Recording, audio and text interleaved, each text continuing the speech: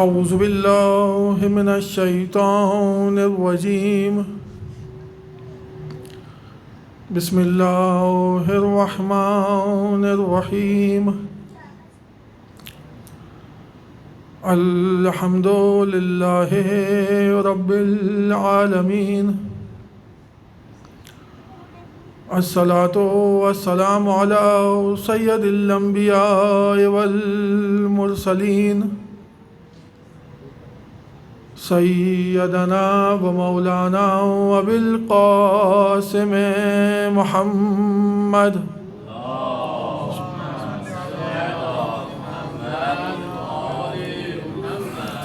و اہل بیتہ الطیبین الطاہرین المعصومین المظلومین ولعنۃ اللہ علی اعدائہم اجمعین من الآن الی قیام یوم الدین اما بعد فقد قال اللہ سبحانہ وتعالی فی کتابہ المبین وقولہ الحق بسم اللہ الرحمن الرحیم لئن شکرتم لأزیدنکم وَلَئِن كَفَرْتُمْ إِنَّ عَذَابِي لَشَدِيدٌ صلوات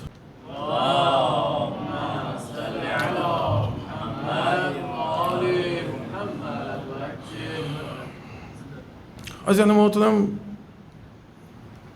جن مومنین نے دعاؤں کے لیے کہا ہے، خداوند متعال کی بارگاہ میں دعا کرتے ہیں کہ خدایا جو بھی مومنین جہاں جہاں بھی پریشان ہیں ان کی پریشانیوں کو اپنی بارگاہ میں حل فرما۔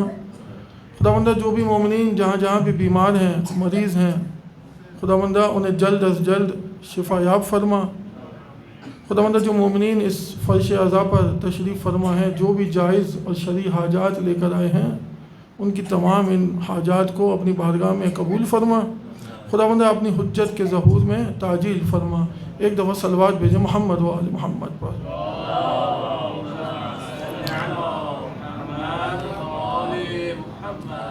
عزیزان محترم، کل آپ کی خدمت میں کچھ عرائض کو پیش کیا۔ آپ کی خدمت میں عرض کیا کہ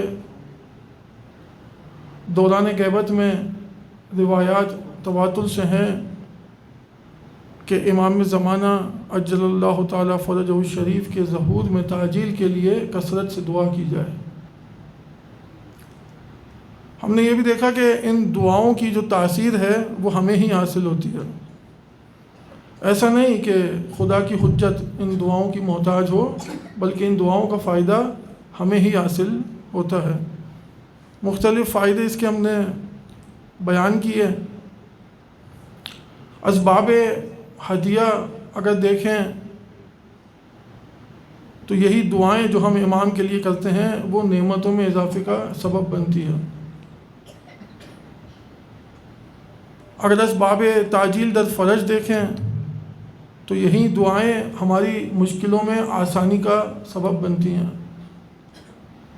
اور اسی طریقے سے اگر اسباب دعائے امام دیکھیں تو یہی دعائیں جو ہم امام کے لیے کرتے ہیں تو سبب بنتی ہیں کہ امام بھی ہمارے لیے دعا کرتے ہیں۔ اور اسی طرح جو چوتھا اثر ہم نے دیکھا کہ جو دعا کے ذریعے جو آثار تکوینی اور وضعی ہیں اس کائنات میں وہ ہمیں حاصل ہوتے ہیں، یعنی امام کے لیے دعا کے ذریعے سے ہم اس رحمت کے جریان میں شامل ہونے کی کوشش کرتے ہیں کہ جن کا نزول اس کائنات پر ہے۔ اور اسی طرح غم زدائی کے عنوان سے کہ ہماری دعاؤں کے ذریعے کہ جو امام غمگین ہوتے ہیں ان کے غموں کو کم کرنے کے لیے اور اس روح عالم کی خوشحالی اور شادابی کے لیے ہم امام کے لیے دعا کرتے ہیں۔ یہ کل خلاصہ تھا جو کل ہم نے عرائض آپ کی خدمت میں پیش کیے۔ کچھ چیزیں اسی باب میں رہ گئی تھیں، مخصوصاً نعمتوں میں اضافے کے باب سے کچھ نعمتوں کا ذکر، تو آج اس کو انجام دیتے ہیں، پھر دیکھتے ہیں کہ ہم کہاں تک پہنچ سکتے ہیں۔ ایک دفعہ صلوات بھیجیں محمد و آل محمد پر۔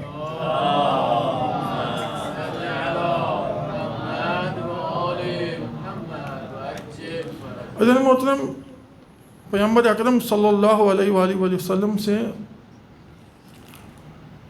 ایک روایت ہے کہ آپ مسجد نبوی میں تشریف فرما تھے، اصحاب بھی موجود تھے، اصحاب کا مجمع موجود تھا۔ آپ نے اپنے اصحاب سے سوال کیا کہ یہ بتاؤ کہ وہ خدا کی کون سی نعمت ہے سب سے پہلی جو خداوند متعال نے تمہیں عنایت کیا۔ اصحاب نے غور و فکر کیا اور ہر ایک صحابی نے اپنی جانب سے کسی نعمت کا ذکر کیا۔ کسی نے کہا رزق کی نعمت ہے، کسی نے کہا مال دیا ہے، کسی نے کہا اولاد ہے، کسی نے کہا ہمسر ہے، کسی نے کہا زندگی ہے۔ آپ صلی اللہ علیہ وآلہ وسلم نے وہیں پر جناب امیر کائنات بھی تشریف فرما تھے، آپ سے پوچھا اے علی آپ بتائیے کہ خدا نے سب سے پہلی نعمت ہمیں کیا دی ہے؟ مولا علی فرماتے ہیں کہ یا رسول اللہ آپ کی موجودگی میں کیسے لب گشائی کر سکتا ہوں کہ خداوند متعال نے ہماری ہدایت ہی آپ کے ذریعے کی ہے۔ یہ ادب تھا مولا علی کا کہ جب بھی رسول اللہ سوال کرتے ہیں تو اسی طرح جواب دیتے کہ خدا اور اس کا رسول بہتر جانتا ہے، آپ ہی بتائیں۔ لیکن پیغمبر اکرم صلی اللہ علیہ وآلہ وسلم نے اصرار کیا کہ اے علی بتاؤ کہ وہ کون سی سب سے پہلی نعمت ہے کہ جو خداوند متعال نے ہمیں عطا کی ہے۔ تو آپ فرماتے ہیں یا رسول اللہ سب سے پہلی نعمت وجود کی نعمت ہے کہ جو خداوند متعال نے ہمیں وجود دیا۔ ہم عدم تھے، ارے کچھ بھی نہیں تھے، خداوند متعال نے ہمیں اس عدم سے وجود میں تبدیل کر دیا۔ تو آپ نے پوچھا کہ اچھا علی اب یہ بتاؤ کہ دوسری نعمت کون سی دی ہے؟ تو آپ فرماتے ہیں دوسری نعمت حیات کی نعمت ہے کہ خداوند متعال نے مجھے خلق کیا، زندگی دی۔ ارے مجھے جمادات میں سے خلق نہیں کیا، مجھے پتھر نہیں بنایا، بلکہ مجھے حیات عطا کی۔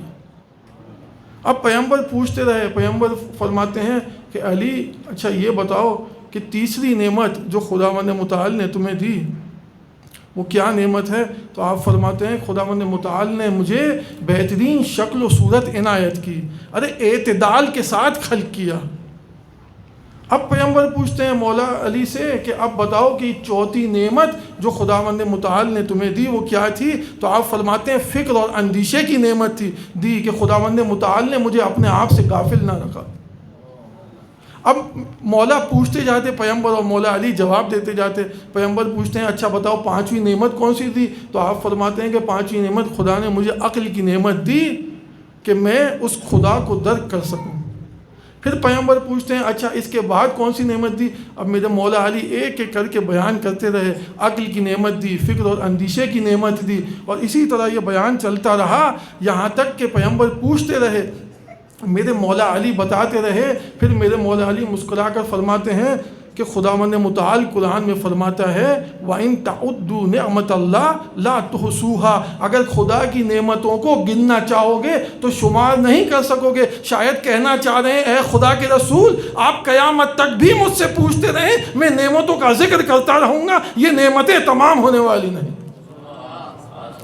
بس اس روایت کے ذریعے سے یہ ہمیں سمجھانا تھا کہ خدا کی نعمتیں بے شمار ہیں، خدا نے ہمیں بے شمار نعمتیں عنایت کی ہیں۔ ان نعمتوں کو اگر ہم گننا بھی چاہیں تو یہ تمام نہیں ہوتی۔ بس رسول خدا صلی اللہ علیہ وآلہ وسلم فرماتے ہیں اے علی تو ہی میرے علم کا وارث ہے، تیرے ہی ذریعے سے میرے بعد اس امت کے اختلاف کا خاتمہ ہوگا، اور علی جو تیرے رستے پر چلے گا وہی صراط مستقیم پر ہے۔ ایک دفعہ صلوات بھیجیں محمد و آل محمد۔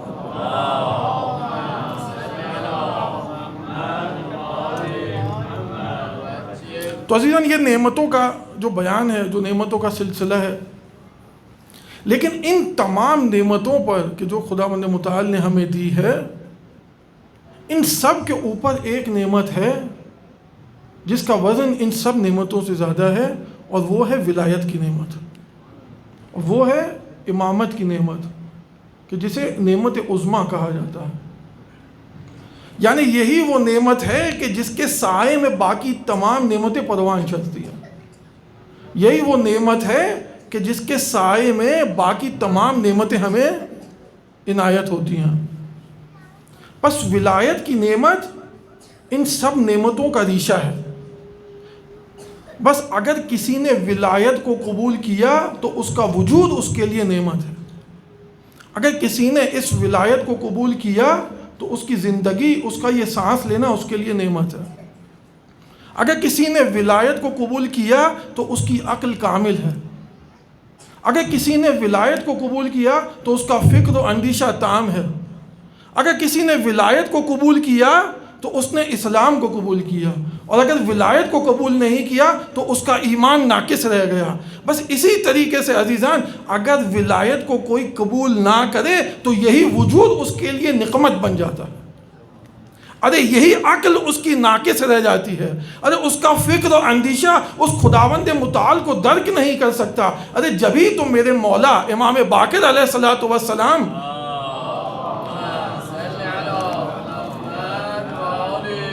امام فرماتے ہیں لو ان رجلا قام لیلہ وصام نہارہ وتصدق بجمیع اموالہ وَلَمْ يَعْرِفْ وِلَایَةَ وَلِيِّ اللَّهِ مَا كَانَ عَلَى اللَّهِ حَقٌّ فِي ثَوَابِهِ وَلَا كَانَ مِنْ أَهْلِ الْإِيمَانِ.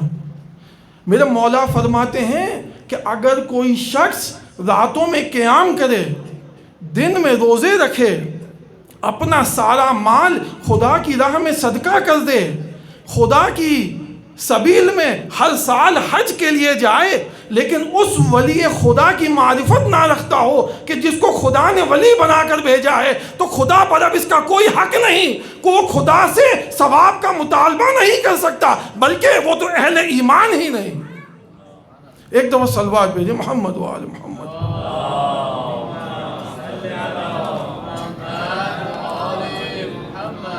تو عزیزان، یہ وہ نعمت عظمیٰ ہے کہ جو تمام نعمتوں کے اوپر جس کا سایہ ہے. اب قیامت میں بھی اسی نعمت کا سوال ہوگا. ثم لتسألن یومئذ عن النعیم، یعنی قیامت میں سوال ہوگا اس نعیم کا کہ جو تمہیں عنایت ہوئی. امام فرماتے ہیں کہ یہاں نعیم سے مراد وہ اچھی غذا یا گرم لباس نہیں ہے کہ جو تم استعمال کرتے ہو. ارے یہ سب چیزیں تو خدا نے بنائی ہی تمہارے لیے ہیں کہ تم انہیں استعمال کرو اور خداوند متعال کی اطاعت میں آگے بڑھو، خداوند متعال کی معرفت حاصل کرو، اس کی اطاعت کرو. تو پوچھتا ہے راوی بس مولا کس چیز کا سوال ہوگا قیامت میں، یہ نعیم کیا ہے؟ تو آپ فرماتے ہیں نعیم سے مراد حب علی اور علی کی اطاعت کی محبت. بس قیامت میں اگر سوال ہوگا تو یہ ہوگا کہ جو ہم نے حب علی تمہیں عنایت کی تھی تو تم نے اس کا شکر کس طرح ادا کیا؟ تم نے اس کا شکر ادا کیا یا اس نعمت کا کفران کر دیا؟ ایک دفعہ صلوات بھیجو محمد و آل محمد.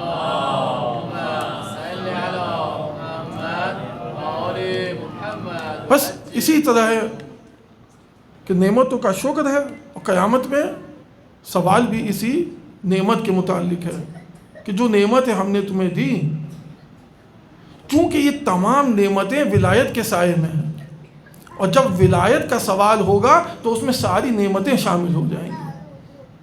بس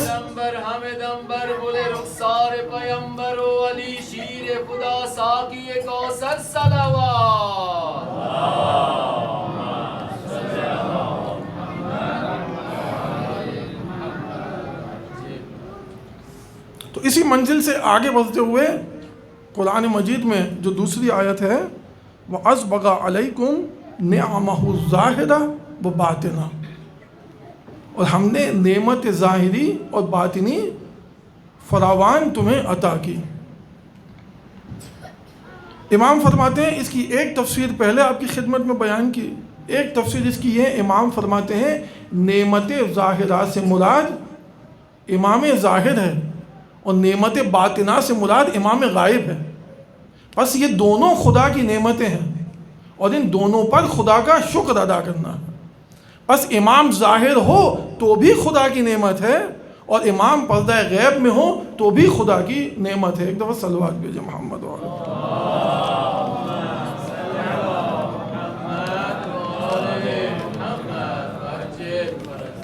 تو عزیزان اسی منزل پر لانا تھا کہ اب جس طرح تمام نعمتوں کا شکر ہے، اسی طرح اس نعمت عظمیٰ پر بھی خدا کا شکر ہے، اور شکر جو ہے وہ مختلف طریقوں سے ادا کیا جاتا ہے۔ علماء لکھتے ہیں کہ شکر کی اقسام ہے۔ شکر کبھی قلبی ہوتا ہے، کبھی لسانی ہوتا ہے، اور کبھی شکر جوارحی ہوتا ہے۔ 3 طریقے سے شکر انسان ادا کرتا ہے۔ شکر قلبی یہ ہے کہ انسان نعمت کی معرفت رکھے اور اس بات کو جانے کہ یہ نعمت خداوند متعال کی جانب سے ہے، اور نعمت کی قدر کرے۔ یہی اس نعمت کا شکر قلبی ہے۔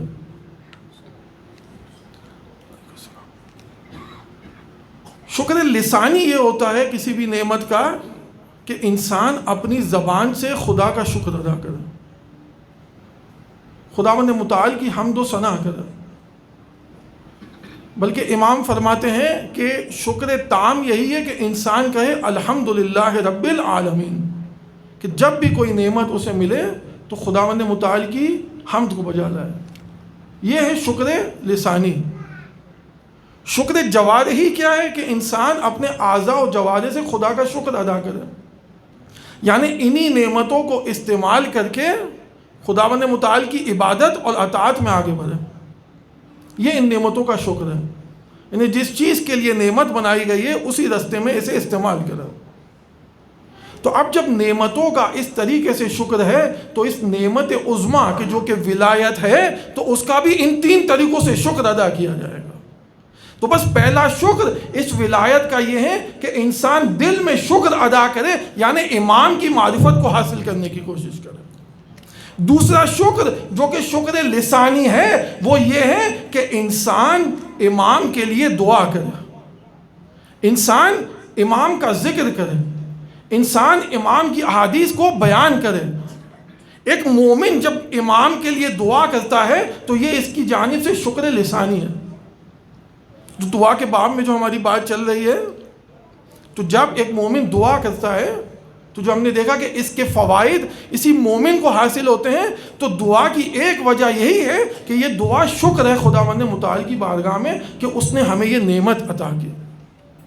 اور شکر جوارحی یہ ہے کہ انسان ایک مومن اپنے مولا سے محبت کرے اور اس کا مطیع ہو جائے، اس کی اطاعت کرے، اس سے سرپیچی نہ کرے۔ ایک دفعہ صلوات بھیجے محمد و آل محمد۔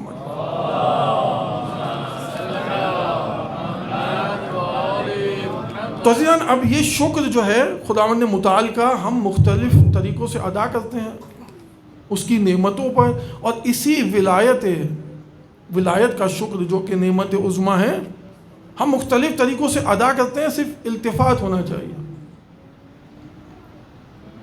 یعنی جب ہم یہ فرش اعضاء بچھاتے ہیں تو یہ بھی اس نعمت کا شکر ہے،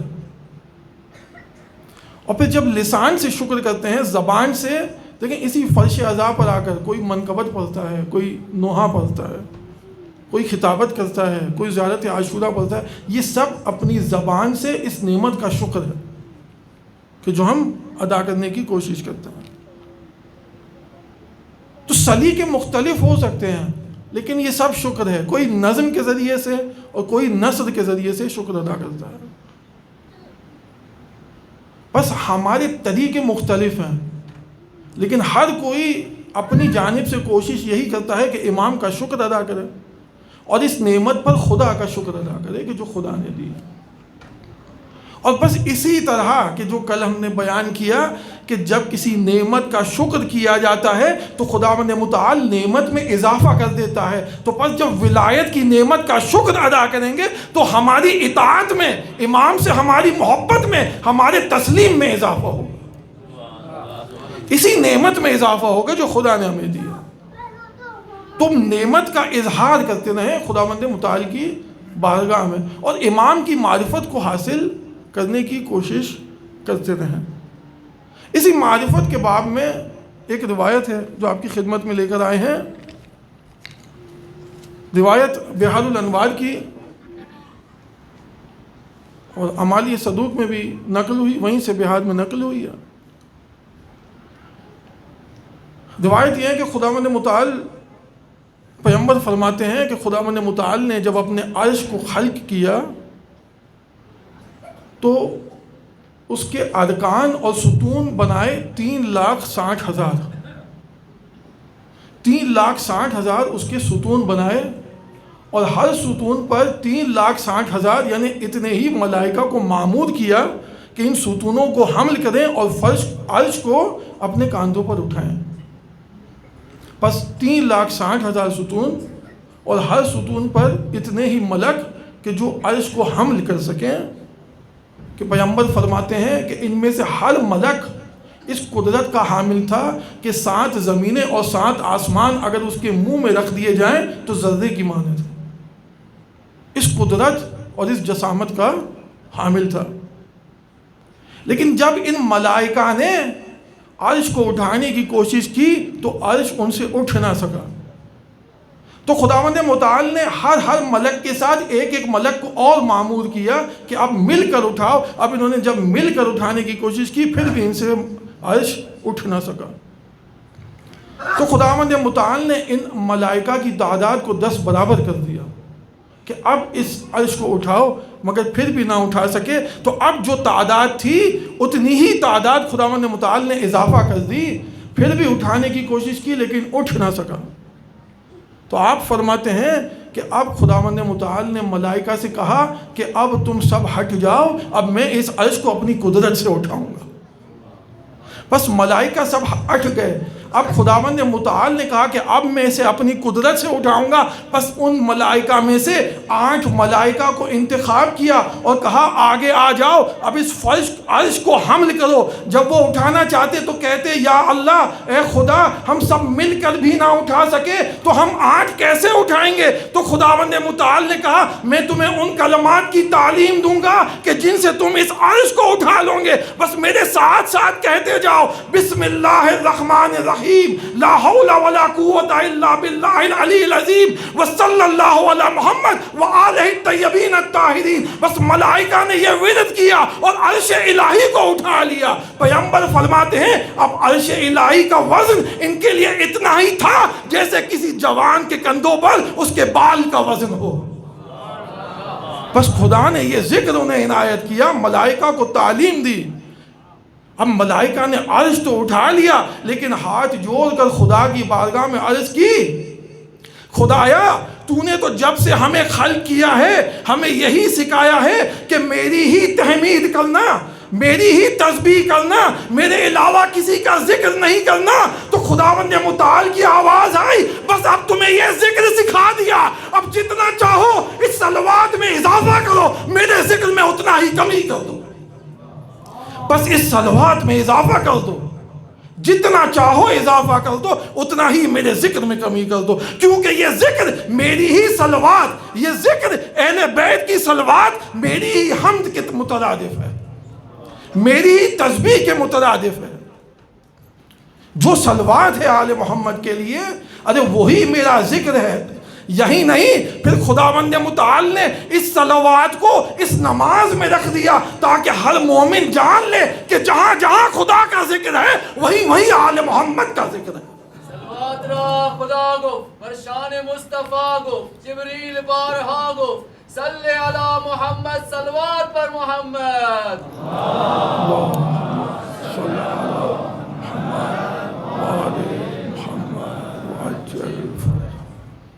تو عزیزان، خداوند متعال نے اپنے آخری نبی اور ان کے اہل بیت کو یہ مقام دیا کہ عرش پر بھی ان کا ذکر اور فرش پر بھی ان کا ذکر۔ تو یہ خدا کی نعمت ہے ہمارے لیے کہ ہمیں اس بات کا اہل سمجھا کہ ہم ان ہستیوں کا ذکر کر سکیں، اور یہ ذکر ہمیں عنایت کیا۔ لیکن امام فرماتے ہیں کہ جب آیہ مودت بھی نازل ہوئی کہ قُلْ لَا أَسْأَلُكُمْ عَلَيْهِ أَجْرًا إِلَّا الْمَوَدَّةَ فِي الْقُرْبَى، کہ میں تم سے کوئی اجر رسالت نہیں چاہتا مگر یہ کہ میرے قرابت داروں سے محبت کا رکھنا۔ امام فرماتے ہیں کہ امت نے یہ حق ادا نہیں کیا، صرف 7 افراد ایسے تھے کہ جنہوں نے حق قرابت ادا کیا، اور روایت میں امام نے نام بھی لیے ان افراد کے، صرف 7 افراد تھے۔ بس کیا کیا اس امت نے؟ حق کی قرابت بھی ادا نہ کیا، اجر رسالت بھی ادا نہ کیا، یہاں تک کہ پیغمبر کے جنازے میں بھی شریک نہ ہو سکے، یہاں تک کہ مولا کائنات کا جنازہ بھی رات میں اٹھا، یہاں تک کہ جناب سیدہ کا غسل و کفن رات میں ہوا اور رات ہی میں تدفین کی گئی، کیونکہ امت نے اپنے اندر یہ اہلیت ہی ایجاد نہ کی کہ وہ اس حق کو ادا کر سکیں۔ بس روایات میں ہے کہ خداوند متعال نے آسمان سے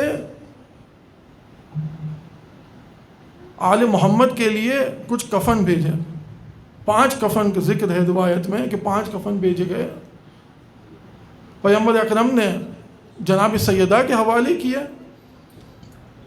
جناب سیدہ نے ثانی زہرا کے حوالے کیے کہ بیٹا یہ 5 کفن خداوند متعال نے آسمان سے بھیجے ہیں۔ پہلا کفن خدا کے نبی کا ہے کہ جب وہ اس دنیا سے رخصت ہوں گے تو انہیں عنایت کیا جائے گا۔ دوسرا کفن تمہارے بابا امیر کائنات کا ہے کہ جب وہ اس دنیا سے رخصت ہوں گے تو انہیں عطا کیا جائے گا۔ ایک کفن میرا ہے کہ جب میں اس دنیا سے رخصت ہوں گی تو مجھے دیا جائے گا، اور چوتھا کفن حسن کا ہے کہ جب حسن اس دنیا سے جائے گا تو چوتھا کفن حسن کو دیا جائے گا۔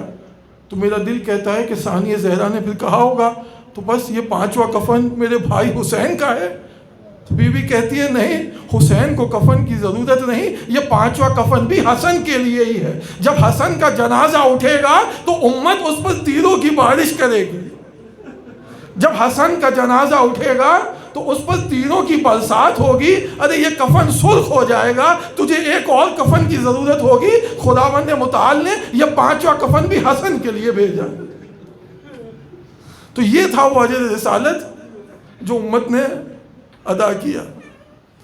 بس میرے مولا حسن کا آخری وقت آیا، تمام اہل خانہ تشریف فرما تھے مولا کی خدمت میں، سب کو وصیت کرتے جاتے ہیں، مولا حسین کی وصیت کرتے، سب کا ہاتھ مولا حسین کے ہاتھ میں دیا، پھر سب کو رخصت کیا کہ اب میں خداوند متعال سے ملنا چاہتا ہوں، اور خلوت کیا۔ پھر کچھ دیر بعد اپنی زوجہ بی بی ام فروا سے کہا کہ میرا قاسم کہاں ہے، قاسم کو لے آؤ۔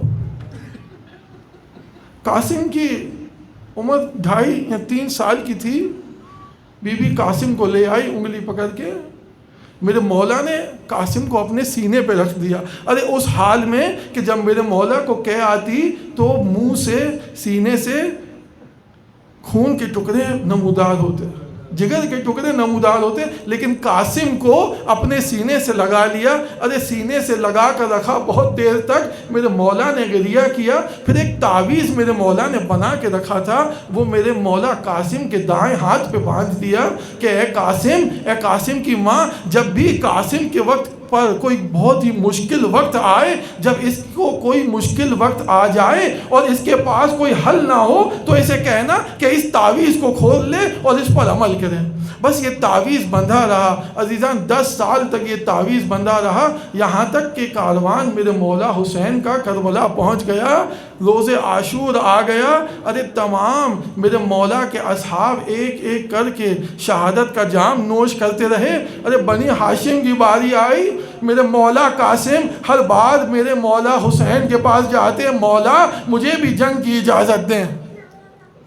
ہاں مولا قاسم کو معلوم تھا کہ جنگ کی اجازت ملے گی، کیونکہ شب عاشور میرے مولا حسین سے پوچھ چکے تھے، مولا کیا یہ جو شہداء کی فہرست ہے کیا اس میں میرا بھی نام ہے؟ تو میرے مولا حسین نے کہا تھا ارے قاسم یہ بتا کہ تو موت کو کیسے دیکھتا ہے؟ تو قاسم کہتے ہیں ارے میں موت کو شہد سے بھی زیادہ میٹھا پاتا ہوں۔ تو میرے مولا نے کہا قاسم ارے شہداء میں تیرا بھی نام ہے، ارے علی اصغر کا بھی نام ہے، ارے مولا پوچھتا ہے ارے علی اصغر کا بھی نام ہے، کیا یہ اشقیاء خیمے میں آ جائیں گے؟ ارے بنی ہاشم کی غیرت کو جلا لایا۔ میرے مولا کہتے ہیں قاسم اصغر کو میں خود لے کر میدان میں جاؤں گا۔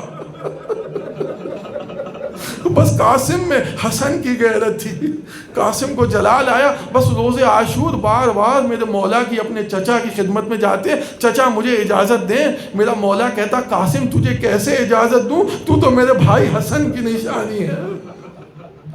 بس حسن اپنے خیمے میں چلے گئے۔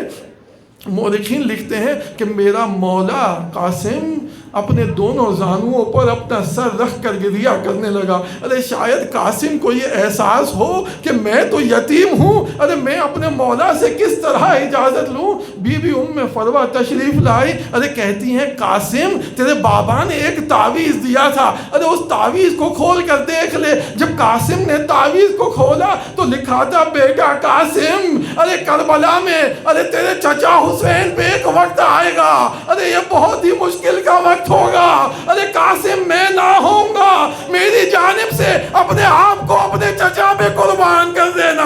ارے قاسم بہت خوش ہوئے، چچا کی خدمت میں گئے، میرے مولا حسن کی تحریر دکھائی۔ ارے حسین نے تحریر کو لیا، تحریر کو چوما، ارے دیکھا حسن نے کہا ہے کہ قاسم کو اجازت دے دو۔ بس میرے مولا نے حسن کو اپنے گلے سے لگایا۔ ارے راوی لکھتا ہے اتنا گریہ کیا، ارے دونوں چچا بھتیجے بے ہوش ہو گئے۔ ارے اب انہیں ہوش میں لائیں تو کس طرح؟ ارے خیام میں تو پانی بھی موجود نہ تھا۔ کچھ دیر بعد میرے مولا کو ہوش آیا، ارے قاسم کو گھوڑے پہ سوار کیا۔ قاسم کے لیے میرے مولا حسن کا امامہ لے کر آئے۔ میرے مولا نے یہ امامہ قاسم کے سر پہ رکھا، لیکن قاسم کے لیے زرہ موجود نہ تھی۔ ارے قاسم کا قد ہی اتنا نہ تھا کہ کوئی زرہ اس کے لیے بنائی جائے۔ بس میرے مولا نے قاسم کو رخصت کیا۔ ارے قاسم نے جنگ کے جوہر دکھائے، لیکن کب تک جنگ کرتے؟ ارے آواز دی، ارے ایک شکی نے پیچھے سے وار کیا۔ ارے میرا مولا یہاں سے دیکھ رہا تھا، ارے آپ سے برداشت نہ ہوا، ادھر قاسم نے صدا دی۔ ارے میرا مولا تیزی سے آگے بڑھا، ارے اس شکی نے پیچھے سے وار کیا۔ میرا مولا چاہتا تھا اس شکی کو دبوچ لے، ارے عقاب کی طرح میرا مولا پہنچا، ارے اس شکی کے ہاتھوں کو قلم کیا، وہ پیچھے کی جانب بھاگا، ارے لشکر آگے کی جانب آیا۔ ارے میرے مولا اور لشکر کا آمنا سامنا ہوا، ادھر قاسم کی آواز آتی مولا میری مدد کو آئے۔ ارے قاسم کچلا جاتا ہے، ارے قاسم کچلا جاتا ہے، ارے کچھ گھوڑے ادھر سے ادھر جاتے، ارے میمنہ سے میسرہ کی جانب، ارے قاسم کی آواز آتی، ارے حسین لشکر کے سامنے۔ ارے جب لشکر پیچھے ہوا، جب گرد و غبار چھکا تو حسین پہنچے قاسم تک، لیکن قاسم کی لاش علماء سے سنا جب حسین پہنچے تو قاسم کی لاش اٹھانے کے قابل نہ تھی۔ ارے حسین ایک جز اٹھاتے دوسرا جز گر جاتا۔ بس میرے مولا نے آبا کو بچھایا، قاسم کے ٹکڑوں کو جمع کیا۔ ارے قاسم تیرا چچا کیا کرے، تو مدد کو بلائے لیکن تیری مدد کو آ نہ سکے۔ اللہ لعنت اللہ علی القوم الظالمین۔ ماتم حسین۔